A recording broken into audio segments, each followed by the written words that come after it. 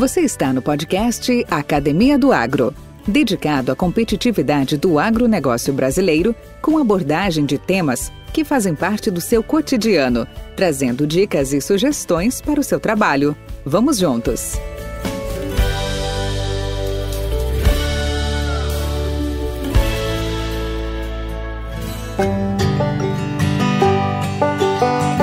Este podcast é um oferecimento Nutriceller Soluções Nutricionais, sempre inovando, de acordo com as necessidades dos agricultores.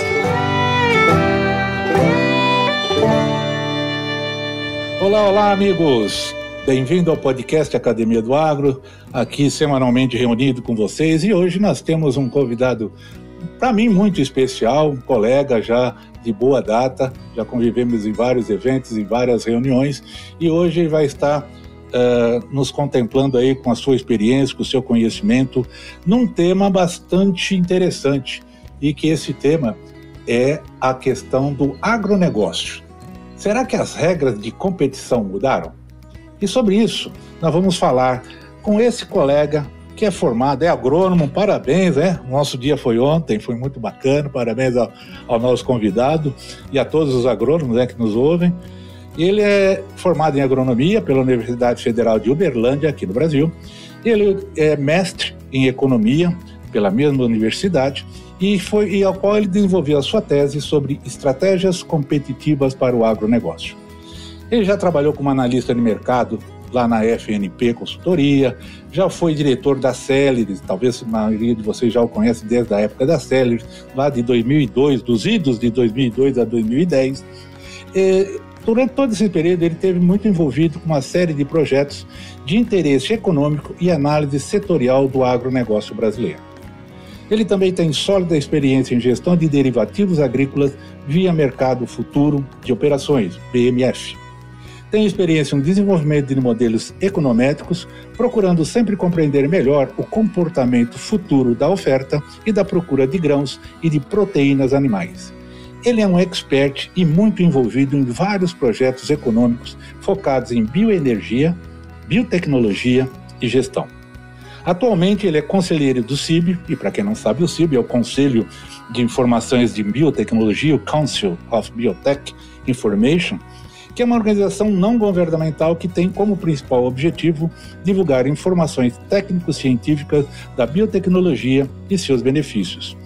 Ele também é cofundador do Comitê Estratégico da Soja Brasileira, que eu acho que a maioria já ouviu falar, talvez conheça melhor por CESB, e que tem como principal objetivo desenvolver estratégias para aumentar o rendimento da soja. Sua especialidade é isso: modelos econométricos, economia da bioenergia, economia da biotecnologia e projetos de gestão agrícola. Nós estamos falando de Leonardo Sologuri. Bem-vindo, Leonardo. Oi, Valdir. Um prazer enorme fazer parte aqui, né, da Academia do Agro. Um prazer enorme revê-lo, né? Já faz um tempinho aí que a gente não se via, né? E acho que graças à tecnologia, pelo menos alguma coisa de boa, pelo menos a pandemia trouxe, né? Que foi pelo menos esse contato virtual com pessoas que há um tempo a gente não se via, né? Então, um prazer enorme e estar aqui para falar de um tema que a gente ama, né? Que é agro, né? Que é onde basicamente eu me formei, fui criado, estou até hoje inserido, né? E inserido agora também bastante aí, acrescentando um pouquinho do currículo, no processo de transformação digital no agro, né? Que, enfim, estamos passando aí por outras vertentes, né, que vai ajudar o produtor a buscar produtividade. A gente tem que lembrar que a gente está num setor aí que nós temos bens finitos, né, e tendo bens finitos nós vamos ter que buscar cada vez mais ganhos de produtividade, e essa é uma nova etapa aí que a agricultura vem passando, que é o processo aí de transformação digital. Muito bacana, Leonardo, muito bacana. Mas vamos lá, para quem ainda não te conhece, conta um pouco da sua história, sobre você, sua caminhada, onde tudo começou. Então, Valdir, ótima pergunta, porque, na verdade, eu tenho um lado da família da minha mãe, que é lá do sul de Minas, né, que ela sempre foi envolvida com agricultura, né, mas principalmente por café, né. Tem uns primos lá, fizeram parte da Coparaíso, que foi uma cooperativa bastante importante, né, ali no sul de Minas. Mas eu tive um lado interessante desde a época da faculdade, que eu sempre me interessei tanto pelo lado da agronomia quanto pelo lado da economia, né. E eu entrei assim, na agronomia já visando, né, bastante a questão de mercado. Eu adorava, assim, apesar de na época não ter a base de economia dentro da agronomia, né, eu me interessava bastante pelas questões de commodities, né, foi sempre algo que me chamou bastante atenção, né. Eu lembro de ter lido alguns livros, né, que retratavam bastante o mercado de ação, o mercado de commodities agrícolas, e aquilo lá fazia muito sentido para mim, né. Então, logo após a minha graduação, eu fui passar um período nos Estados Unidos, eu fiquei 6 meses lá para aprofundar inglês. E quando eu voltei, a minha ideia já era buscar uma especialização em economia, só que eu acabei conseguindo fazer um estágio, né, numa consultoria em São Paulo. Foi uma das principais, ainda existe a consultoria, mas ela foi adquirida por um grupo inglês, que é justamente a FNP, né, hoje ela faz parte da Informa Econômica, né, que a Informa Econômica está entre os maiores, na verdade ela é uma gigante, né, dentro do setor aí de publicação e de comunicação, de inteligência estratégica, etc. E lá, efetivamente, eu entrei no lado de uma consultoria de inteligência de negócio, né? Então, ali eu aprendi economia na prática, efetivamente. Então, eu fiquei lá de 98 até o final de 2001, aí eu e um antigo sócio, né, que é o Anderson Galvão, bastante conhecido aí por todos aí no setor também, ainda da Sellers Consultoria, a gente acabou fundando a Sellers e automaticamente a gente fundando a Sellers eu já entrei fazendo um mestrado de economia, né, porque aí eu queria, obviamente, eu tinha um conhecimento na prática e precisava, obviamente, aprofundar o conhecimento conceitual, né. E aí fui fazer o mestrado, no meio do caminho eu estava fazendo uma especialização em finanças também, então eu sempre tive esse lado de linkar a agronomia com a parte econômica, né? Essa foi sempre a grande paixão. E aí eu fiquei com a Sellers até 2010. A partir de lá eu já comecei a me interessar pelo tema de tecnologia. Então esse foi um tema bastante interessante. O CESB acontece no meio desse caminho, que eu vou explicar daqui a pouco, né? E aí eu fundei uma outra consultoria que já tinha um viés mais de tecnologia. E o que aconteceu, Valdir? Em 2013 eu comecei a acompanhar os primeiros movimentos que estavam tendo transformação digital, não aqui no Brasil, mas nos Estados Unidos, né? E me chamou bastante atenção quando a Monsanto comprou a Climate, né? A Climate era uma empresa formada por ex-profissionais do Google, né? E era uma empresa de inteligência climática, né? Que ela tratava algoritmos, né? Ela tem uma base de dados enorme do ponto de vista de clima e ela tratava algoritmos justamente para prestar serviço para a agricultura. Chega 2015, a Monsanto faz um novo movimento, que ela compra ali a Precision Planting, né? E 2015, aquilo lá já me falou, poxa, a gente vai passar por um processo de transformação digital, né?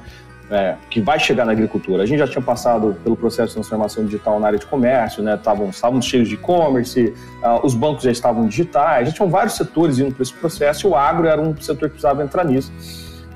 E aí eu chamei um amigo, que ele tinha uma empresa de... que trabalhava bastante a questão de Big Data, né? Só que ele estava numa área health. E eu chamei ele e falei, André, cara, está acontecendo isso no agro. Esse movimento vai vir para o Brasil, o que acontece lá fora automaticamente ele chega aqui, nós somos um berço, obviamente, agrícola, né? E apesar de ele estar no setor health, ele era um setor, ele vinha de um setor originalmente agro, né? Ele era veterinário. E a gente começou a discutir algumas ideias, e aí nós fizemos uma imersão nos Estados Unidos, a gente foi entender efetivamente como é que estava o processo de transformação digital lá, voltamos ao Brasil, fizemos projeto Design Sync, etc., e a partir daí de 2016 eu entro efetivamente no processo de transformação digital, criei uma empresa para isso, que foi a Zeus, né? Sou um dos fundadores dela, e hoje eu estou indo agora para a segunda empresa já de transformação digital, Valdir. Então, o que acabou acontecendo? A gente começou a entender que a massa de dados, e eu sempre trabalhei muito com massa de dados, ela começaria a vir diretamente do campo, né? Ou seja, a gente ia empregar muitos sensores, a gente ia começar a utilizar inteligência artificial, a gente ia falar efetivamente de Big Data, o mercado estava cada vez mais georreferenciado, né?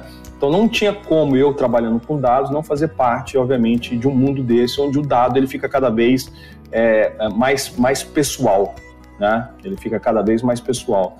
E isso, obviamente, deixa a agricultura num outro estágio. E aí isso foi interessante porque, até contar um pouco a história do CESB, porque o CESB ele nasce em 2007 ainda como um conceito, né? Originalmente o CNPJ dele é formado em 2008, Mas o que aconteceu lá em 2007, Valdir? E isso tem uma conexão, obviamente, com todo esse processo também de transformação digital. O SESB foi criado justamente porque fazia 10 anos que a gente estava com a tecnologia da soja estagnada, com a produtividade média da soja estagnada, né? Ela não saía das 50 sacos por hectare. E, obviamente, houve um questionamento, né? Por que isso está acontecendo? Isso é um problema de tecnologia? Isso é um problema de transferência tecnológica? Então, foi formado um board de especialistas, né? Especialistas de diversas áreas. Então, a gente tem professores renomados, consultores renomados, pessoas do meio corporativo. Eu entrei ali como especialista, obviamente, dentro da minha área de atuação, né, que é a economia no agro. E aí a gente formou um board e, a partir dali, a gente criou o desafio de máxima produtividade, que era justamente para entender, olha, o que está acontecendo? E ali a gente viu que nós tínhamos produtores disruptivos, nós não estávamos alcançando, obviamente, todo o potencial genético que nós tínhamos, né? E, obviamente, a gente começa a ver agora o processo de transformação digital também ajudando, toda essa jornada, né? Então, assim, de forma resumida, esse é um pouco o meu histórico aí, falando aí de 98 até 2022, um pouco da forma como eu estou tratando aí a minha jornada profissional aí. Esse podcast faz parte da rede Agrocast, a primeira e maior rede de podcasts do agro do Brasil. Acesse www.redeagrocast.com.br.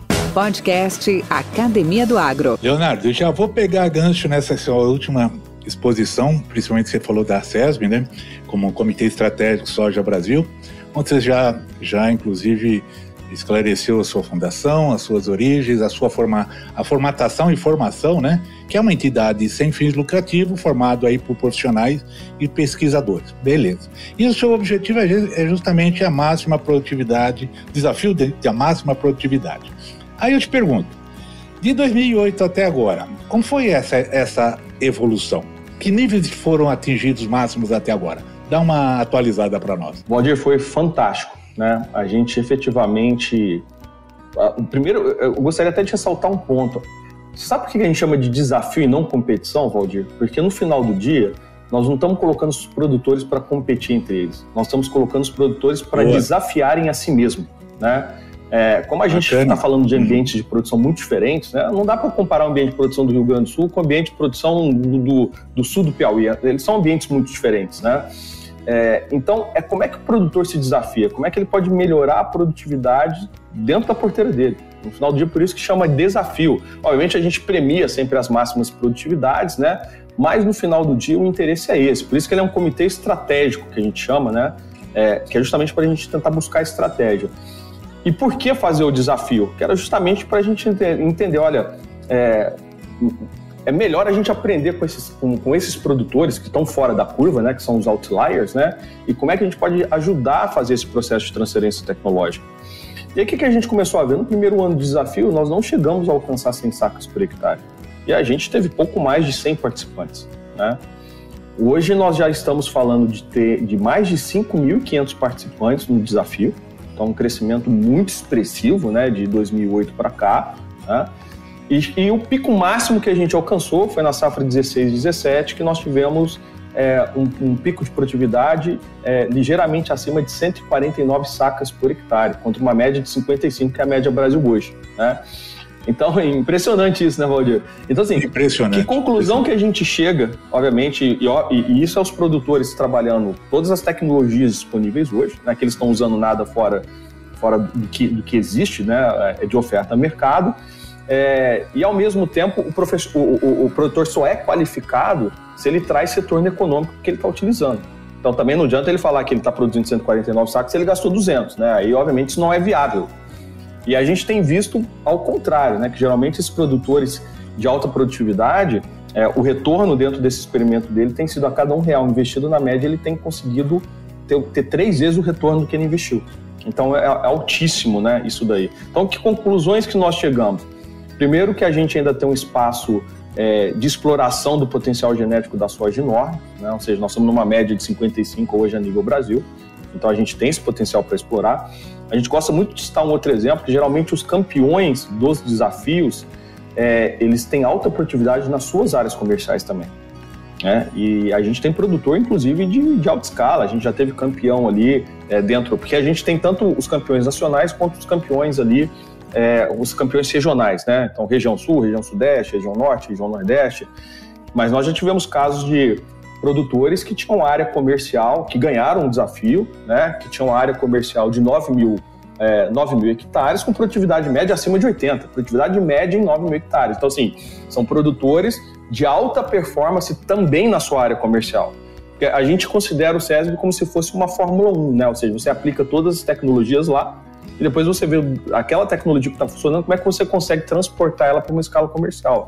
E a gente tem visto que esses produtores, eles têm conseguido fazer isso. E aí tem um dado muito interessante, né? Com alguns, a gente tem visto alguns produtores com constância, né? De estarem sempre ali entre as primeiras colocações.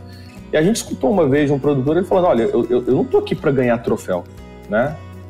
Até porque eu não estou aqui pelo ego, eu estou porque eu tenho um negócio que ele precisa me dar retorno, né? Eu preciso, obviamente, fazer com que isso aqui funcione. E se funcionar bem aqui, eu vou conseguir transportar parte disso para a área comercial, tá? E aí o legal de todo o processo, o ecossistema do SESB, é que como o produtor não compete com o vizinho dele no final do dia, nós estamos falando de commodity, eu acho que o bacana disso é justamente todo o processo que a gente cria de o próprio produtor querer fazer a transferência tecnológica para o vizinho dele, né? Porque no final do dia, ninguém melhor para falar de produtividade do que o cara olhar para o vizinho dele e falar assim, o que esse cara está fazendo que eu não sei fazer, né? E aí existe esse altruísmo aí por parte do produtor, que é justamente de compartilhar essa informação. Tanto é que, quando acaba o desafio, né, a gente faz um fórum nacional e a gente vai discutir os principais cases, né? Então, isso tem sido um trabalho, assim, dá um orgulho enorme, né, de fazer parte, né? Nós estamos vendo o SESB crescendo ali como instituição, nós já temos 30 patrocinadores hoje, para você ter uma ideia, então a gente tem uma parte importante aí das empresas apoiando o SESB dentro dessa causa.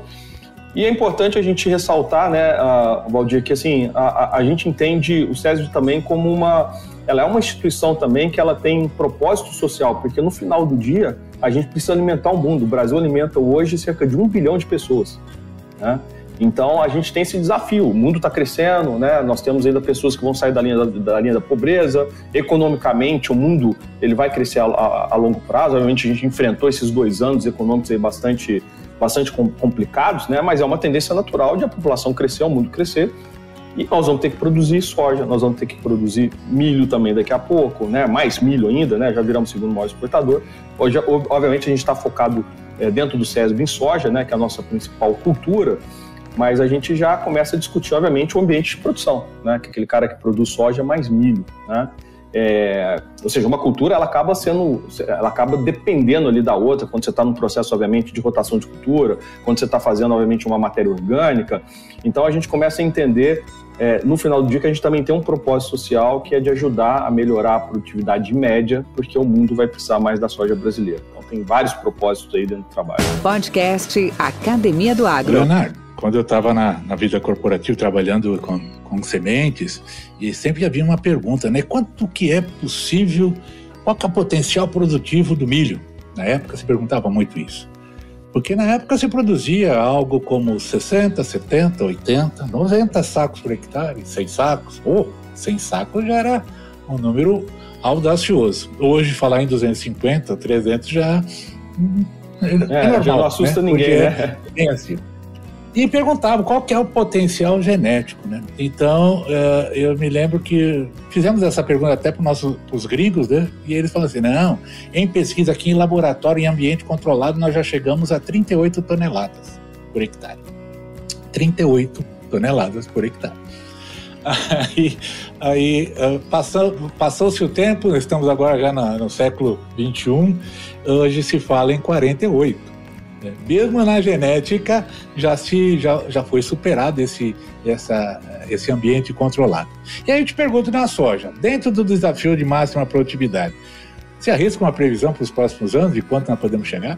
Existe um limite? Então, boa pergunta, Valdir. Assim, o que a gente vem entendendo dentro do desafio? Tá? Porque, assim, no final do dia, o propósito do SESB é tentar ajudar a melhorar a produtividade média da soja, e não ela alcançar o máximo possível. Então, se a gente começar a ver todo ano a produtividade média do brasileiro subindo, isso a gente vai ficar muito feliz, porque no final do dia, qual que é o meu propósito? O meu propósito não é tornar o cara que já tem alta performance ainda melhor. Na verdade, o que a gente busca é pegar o cara que está na média ou abaixo da média e superar a própria média dele. É assim que a gente vai crescer a produtividade, não é em fatores isolados. Mas, obviamente, para eu buscar essa média, eu tenho que buscar quem que são os modelos, né? Quem que são esses produtores de alta performance. São esses caras que vão nos ajudar a fazer esse processo de transferência tecnológica, né? Então, a gente até hoje, a gente sempre se pergunta, será que a gente vai conseguir bater esse recorde de 149? Nos últimos anos, a gente tem ficado ali em 120, 122, 125, né? A gente ainda não bateu, mas quando a gente olha a nossa constância da média dos nossos produtores, né? Ou seja, os produtores que estão ali dentro do desafio do SESB, que estão participando, a gente já tem um número muito expressivo de produtores que participam do desafio que já superaram lá a casa dos 90, 95 sacos por hectare. Bacana, hein? Então, esse é um número que é mais importante até para a gente. Olha, quantos produtores que estão ali dentro do desafio, né? E aí eu vou te falar que na média ali dos produtores ali que fazem auditoria com a gente, hoje são cerca de 1.000 auditorias que são feitas, é importante ressaltar. Como é que a gente faz o processo de auditoria, né? Então, existe uma auditoria terceira, é um processo super rigoroso, né? Então, esse auditor, ele acompanha todo o processo de colheita, o processo de você lacrar o caminhão, esse processo de pesagem. Então, ele faz todo um rastreamento dentro desse processo, a área é georreferenciada, ele tem a amostra da soja que leva, então é um processo bem rigoroso. E o que a gente tem visto é justamente que dentro dessas 1.000 auditorias, nós já estamos com uma média nessas 1.000 auditorias em torno de 80 sacas. Que bacana, né? E aí, obviamente, a gente tem aí esses outliers, né, que são os produtores acima de 100 sacas por hectare. Esses produtores estão alcançando aí 120, 125. E tem outro dado que é interessante, Valdir. A gente faz tanto o desafio da soja sequeira quanto da soja irrigada, né? Mas até hoje, a gente só teve um ano específico que o produtor irrigado foi o produtor que coincidiu dele ter sido o campeão nacional. Bem curioso. Então, geralmente, as produtividades da soja sequeira superam, inclusive, a da soja irrigada. Muito interessante, muito interessante. Mas vamos lá. Agora é bola de cristal, né? E aí? Qual que é as suas expectativas sobre os preços de grãos e oleaginosas aí para 22 e 23? O que você nos informa? O que os seus estudos mostram o que poderá acontecer agora nessa época de comercialização com a soja plantada agora, que já começou, inclusive, né? Exatamente. Excelente pergunta, Valdir. Assim, eu vou ter que voltar aí uns 2 anos atrás para a gente poder justamente chegar nesse ponto que a gente está hoje, tá? Então, o que aconteceu ali, vamos pegar o momento ali de pandemia, né? Porque se a gente pegar 2020 e 2021, foram anos, de certa forma, espetaculares para o agronegócio, né? De rentabilidades recordes, né? Eu sempre falo assim, a gente tem que tomar muito cuidado para comemorar isso, né? Porque, na verdade, isso foi durante um momento muito trágico, né, para a humanidade, né? Não foi só para o Brasil, né? A gente teve um efeito indireto que ajudou a colaborar o setor, mas não dá para a gente, obviamente, colaborar pelo motivo que foi. Mas o que aconteceu? Dentro do processo lá da pandemia, nós tivemos um processo fortíssimo de desvalorização da nossa taxa de câmbio. Então, o que vinha acontecendo economicamente com o Brasil? A gente começa aí o mandato aí do governo Bolsonaro, né? Ele pegou, obviamente, um país que a gente teve ali de 2013 a 2015, até antes, obviamente, do impeachment da Dilma, o Brasil estava num processo de restrição, de problema econômico muito sério, né? A gente estava sofrendo, de fato, uma crise bastante complexa, né? E isso tem tudo a ver, obviamente, com o processo de gestão que a gente teve lá atrás. A gente já não conseguia fazer superávit primário, o Estado estava ficando inchado, a gente estava com déficit fiscal. Então, o Brasil já estava enfraquecido do ponto de vista cambial, tá? Obviamente, Michel Temer faz algumas reformas ainda que eram importantes, mas a gente não conseguiu completar na sua amplitude as reformas necessárias. Então a gente começa ali o governo ali, do Bolsonaro ainda com o Brasil em crise. E não só o Brasil em crise, mas a gente ainda estava com a Europa tentando sair daquela crise que ainda tentando se recuperar desde a crise de 2009. Você viu tanto que essa crise, né, da bolha imobiliária nos Estados Unidos ela foi muito grande, né?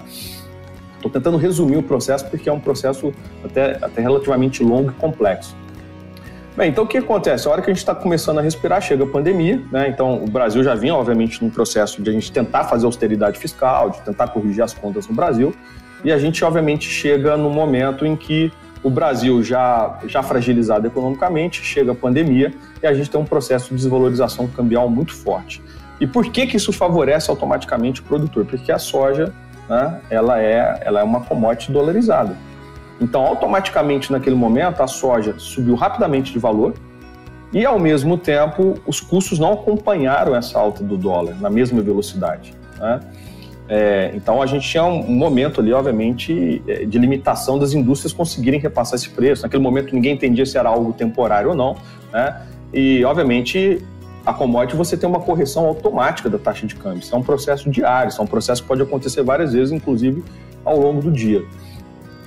Então, nisso o produtor ele acabou sendo favorecido. E o que acontece, obviamente, também no meio do caminho? A gente começa a ter quebras de produção, né? Tivemos quebra de produção nos Estados Unidos, depois no ano passado a gente tem quebra de produção na América do Sul, etc. E aí a gente também começa a ter uma elevação do preço da soja na Bolsa de Chicago. E isso é uma coisa muito rara de acontecer, você ter esses dois movimentos, né? Você está com o dólar caro e a soja caro, porque geralmente o que acontece? Quando o dólar está muito caro, né, automaticamente, em condições normais, né, nós estamos falando economicamente, automaticamente a soja na Bolsa de Chicago ela cai. Por que ela cai? Porque como os Estados Unidos ele perde competitividade em exportação, significa dizer que ele vai exportar menos, o estoque vai subir, realmente o preço na Bolsa de Chicago cai. Então, como a gente teve também perdas de safra, a gente teve um movimento de corrida para commodities também, por conta do... o que acabou acontecendo? Como todo mundo tentou combater a economia, tentou combater, obviamente, as crises econômicas, o mundo entrou numa vertente de reduzir de forma significativa a taxa de juros. Então, no caso do Brasil, a gente chegou a ter uma mínima, inclusive, de 2% na nossa taxa de juros, né? Obviamente, buscando tentar incentivar a economia. E quando acontece isso, todo mundo vai para a renda variável. Por isso que a gente viu os mercados de ações subirem, né? Por isso que aí todo mundo também corre para o mercado de commodities. Então você vai para a renda variável, tentando, obviamente, fazer uma arbitragem sobre o seu excesso de capital. Então, nesse contexto, a gente viu a disparada do preço da soja, né? E os custos não subindo na mesma proporção. Então a gente viu isso acontecendo durante a safra 2021 e 21-22. Obviamente com 21-22 já tendo alguma correção de preço. Bem, qual que é o cenário que a gente passa até agora? Primeiro ponto, mudou a curva de preço da soja. Tá? Então a gente pode ver que toda vez que a gente tem impactos econômicos muito fortes, né?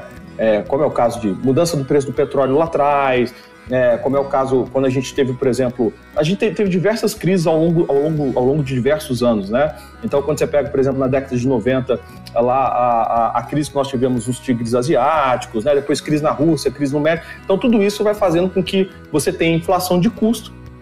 E aí, como é uma questão de oferta, que você tem inflação de custo, você não consegue mais produzir commodity naquele preço. Então, a commodity tem que valer mais, né?